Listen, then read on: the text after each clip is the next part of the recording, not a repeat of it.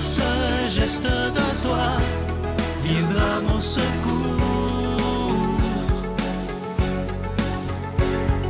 Viens semer dans mon âme le grain de l'amour.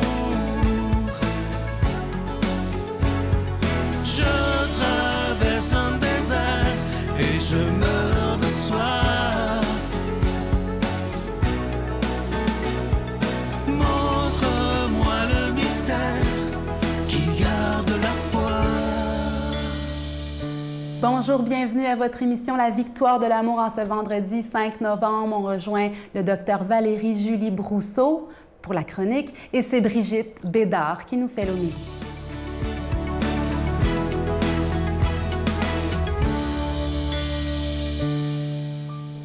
Bonjour, ici Dr Valérie Julie Brousseau avec la chronique Nomade du désert. Encore une fois, je vous invite à aller visiter notre nouveau site Internet pour vous inscrire. Vous pourrez recevoir la chronique et plus encore directement dans vos courriels. Aujourd'hui, j'ai envie de vous parler de la prière. Il y a beaucoup de gens qui me disent « Valérie, écoute, je suis débordée, j'ai pas le temps de prier, je suis père, mère de famille, j'ai le boulot, j'ai ci, j'ai ça. Comment faire? » Et puis, j'ai envie de vous dire que la prière, ça a besoin de venir... C'est pas une chose rajoutée dans votre vie. Ça doit devenir quelque chose qui fait partie de votre vie, qui fait partie intégrale.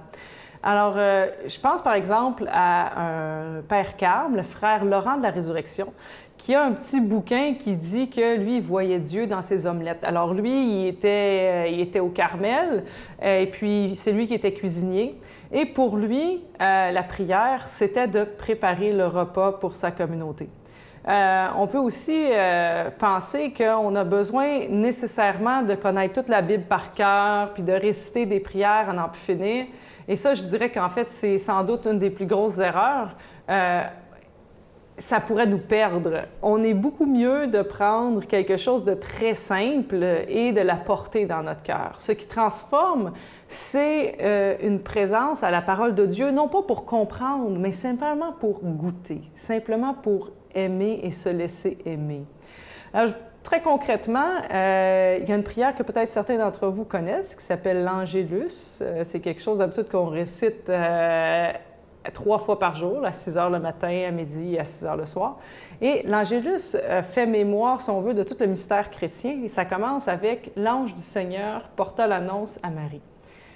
Pendant des années, pour moi, cette seule phrase-là a été le sujet de ma prière et elle le demeure encore de façon toute spéciale. Alors, pour moi, cette phrase-là, je la goûte. Chaque mot trouve un sens dans ma vie. L'ange, c'est la manifestation de Dieu dans ma vie. Alors, est-ce que moi, je peux être cette manifestation-là pour les autres? Qui, devant moi maintenant, est cette manifestation-là pour moi? Qui vient me donner ce message de Dieu? Quelle est cette annonce? Comment je vis cette annonce? Est-ce qu'elle me bouleverse? Est-ce que cette annonce-là, avec les enfants qui sont alentour, vient m'émerveiller? Est-ce qu'elle me fatigue? Elle comporte aussi beaucoup d'efforts. Alors, cette relation-là à Dieu, c'est pas quelque chose comme Dieu lointain qui est dans le ciel avec une grosse barbe. Ça n'a absolument rien à voir pour un chrétien. C'est Dieu tout proche, qui est avec moi, qui comprend mon humanité, qui l'a pris en lui, puis qui vit le moment présent avec moi et qui veut se révéler au travers de ce moment-là comme étant un moment qui peut être plein d'amour, qui peut faire grandir la relation avec lui et avec les autres.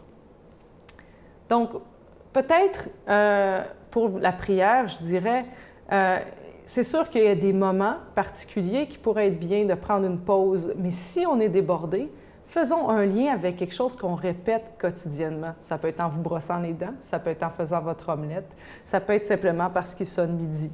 À vous de choisir. Notre Père qui es aux cieux, que ton nom soit sanctifié, que ton règne vienne, que ta volonté soit faite sur la terre comme au ciel.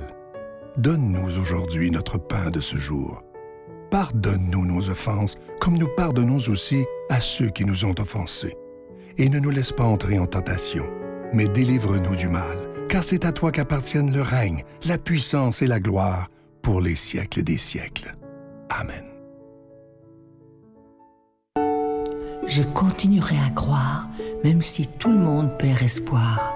Je continuerai à aimer, même si les autres parlent de haine. Je continuerai à construire, même si les autres détruisent. Je continuerai à parler de paix, même au milieu d'une guerre. Je dessinerai des sourires sur des visages en larmes et je tendrai les bras à ceux qui se sentent épuisés. Oui, je continuerai à croire. Ah, je suis tellement content de vous parler de ce magnifique cadeau du mois de novembre. Il s'agit, comme à chaque année, de l'Ange de Noël. Cette année, c'est la collection 2021. Vous le voyez à l'écran, il est absolument magnifique. Je pense que c'est le plus beau depuis qu'on vous offre des anges de Noël. Il est en cristal, orné de petits zircons. Et cet ange, il est déjà béni. Il est en épinglette également, c'est important de le savoir. Vous le recevrez très rapidement avec un don de 25 $ et si vous en voulez deux, avec un don de 40 $. Merci de tout cœur de ce que vous ferez pour la Victoire de l'amour. Je vous donne l'adresse. La Victoire de l'amour, case postale 120, succursale Boucherville à Boucherville, le J4B 5E6, je vous la redonne. La Victoire de l'amour, case postale 120, succursale Boucherville à Boucherville, le J4B 5E6. Également par téléphone, par carte de crédit du lundi au vendredi de 8h30 à 16h30 dans le 514-523-4433, 523-4433 ou sans frais le 1-888-811-9291, 1-888-811-9291 et aussi sur notre site Internet qui est une façon très rapide, sécuritaire et efficace de faire votre don. C'est le www.lavictoiredelamour.org. Alors, je vous rappelle ce magnifique cadeau du mois. Il s'agit de l'Ange de Noël, collection 2021. C'est en épinglette, elle est en cristal orné de petits zircons et même si on est encore tôt, c'est le temps de préparer les cadeaux de Noël. Alors ça se donne vraiment, vraiment bien pour Noël. Et évidemment, vous allez le recevoir tout à fait, très, très, très rapidement. Alors, merci de tout cœur de votre prière. Vous savez que c'est extrêmement important. Mais merci aussi de votre offrande spéciale en ce mois de novembre pour recevoir l'Ange de Noël qui est absolument magnifique.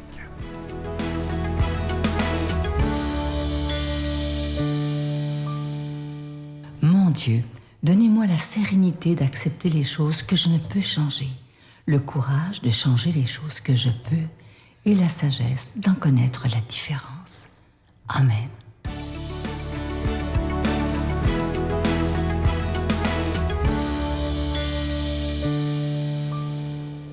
Bon matin tout le monde, j'espère que vous allez bien. Aujourd'hui, un bel évangile, un peu drôle, là. Pour nous faire rire un peu avec le Saint-Esprit. Alors, accueillons l'Esprit Saint pour qu'on puisse entendre la parole de Dieu et la recevoir. Évangile de Jésus-Christ selon saint Luc. Jésus disait encore à ses disciples, « Un homme riche avait un gérant qui lui fut dénoncé parce qu'il gaspillait ses biens. Il le convoqua et lui dit, « Qu'est-ce que j'entends dire de toi? Rends-moi les comptes de ta gestion, car désormais tu ne pourras plus gérer mes affaires. » Le gérant pensa, « Que vais-je faire, puisque mon maître me retire la gérance? Travailler la terre? Je n'ai pas la force. Mendier? J'aurais honte. Je sais ce que je vais faire. Pour qu'une fois renvoyé de ma gérance, je trouve des gens pour m'accueillir. » Il fit alors venir, un par un, ceux qui avaient des dettes envers son maître. Il demanda au premier, « Combien dois-tu à mon maître? » « 100 barils d'huile. » Le gérant lui dit, « Voici ton reçu. Vite, assieds-toi et écris 50. » Puis il demanda à un autre, « Et toi, combien dois-tu? » « 100 sacs de blé. » Le gérant lui dit, « Voici ton reçu. Écris 80. » Ce gérant trompeur, le maître fit son éloge. Effectivement, il s'était montré habile, car les fils de ce monde sont plus habiles entre eux que les fils de la lumière. Acclamons la parole de Dieu. Louange à toi, Seigneur Jésus, qui nous fait la morale, la leçon avec un contre-exemple. Ça me fait toujours rire, cet évangile-là. Puis, on porte notre attention souvent, bien toujours, sur le gérant habile. Mais les gens là, qui fait venir, là, puis qui dit « Assis-toi, écris 50, écris 80 », bien, eux autres aussi, ils profitent. Hein? Ils profitent de l'occasion pour diminuer leurs dettes. Fait qu'eux autres aussi, ils sont habiles. Il n'y a pas juste le gérant. Alors, c'est pour ça que le Seigneur dit « Les fils de ce monde sont plus habiles entre eux que les fils de la lumière. » Bon, les fils de la lumière, c'est qui, là? C'est supposé d'être nous autres, là. Ceux qui croient en lui, ceux qui le suivent, ceux qui veulent suivre Jésus, qui veulent vivre comme lui. Hein? Alors ça, ce sont les fils et les filles de lumière. On est moins habiles que les fils et les filles, parce que moi je rajoute les filles, hein, de ce monde. Il suffit de regarder autour de nous, quand on s'implique un peu là, en Église, là, il suffit de regarder un peu autour de nous, dans nos missions, des trucs. Souvent, on n'a pas l'affaire.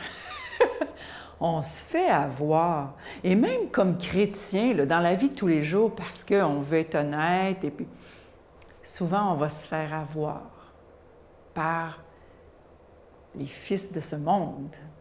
Et puis là, on réalise, quelques temps plus tard, tu te dis, coudonc, moi, je me suis fait avoir par ce gars-là ou cette fille-là. Là.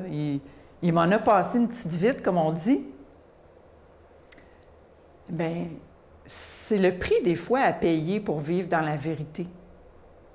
Des fois, on se fait avoir.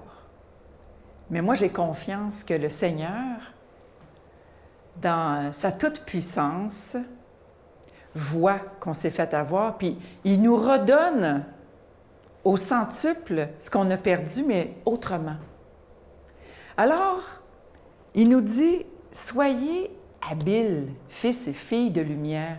Soyez habiles avec les choses du ciel. Vous l'êtes peut-être pas dans les choses de la terre, là, mais soyez-le dans les choses du ciel. Soyez-le dans cet héritage que le Seigneur vous a donné. Soyez habiles dans le partage, dans la vérité, dans la droiture, dans l'honnêteté. Soyez habiles à donner. Dans vos prières, soyez habiles. Demandons cette grâce d'habileté.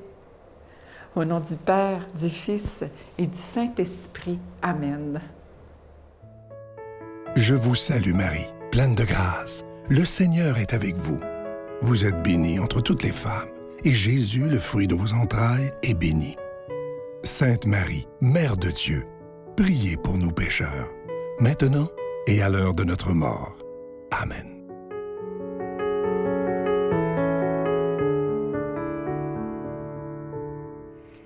Je pense que comme tout le monde, on aime Saint François d'Assise, n'est-ce pas? Et lui, il a dit, Dieu habite un cœur qui chante.